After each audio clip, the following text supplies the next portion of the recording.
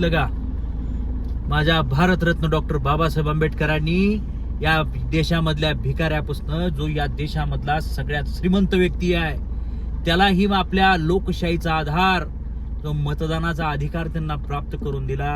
आज हे हॉटेल दिसतात का बघा?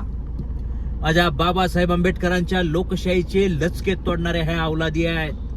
त्यांचे 500, 1000, 100 आणि 2-2 हजार रुपयावरती आपलं अमूल्य मत विकण्याचा धंदा हे लोक करतात. अरे मग लोकशाहीला कशासाठी तुम्ही मतदानच घेता? कशाला? डायरेक्टच निवडून द्या ना त्या लोकांना. उभा राहून द्या, त्यांनी डायरेक्ट तो निवडून आला म्हणून घोषित करा. अरे लाजा वाटू द्या थोड्या. लोकशाहीची लचके तोडताय तुम्ही, लचके. एवढा मोठा संविधान माझ्या बाबासाहेब आंबेडकरांनी लिहिलं आणि त्या संविधानाला काळीमा फासण्याचं काम हे धनदांडगे राजकीय पुढारी करत आहेत.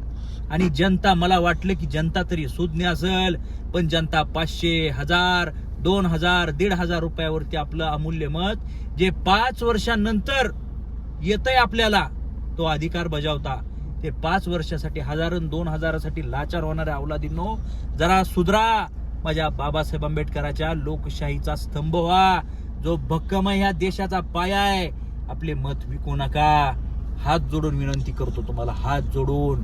माझ्या बाबासाहेबांचा जो लोकशाहीसाठी उभा केलेला स्तंभ आहे त्याला विकू नका. अरे कुत्र सुद्धा 5-5, 10-10 हजार रुपयाची किंमत झाली. कुत्र, बोकड, मांजर, कुत्री. आणि तुमची काय किंमत आहे पहा.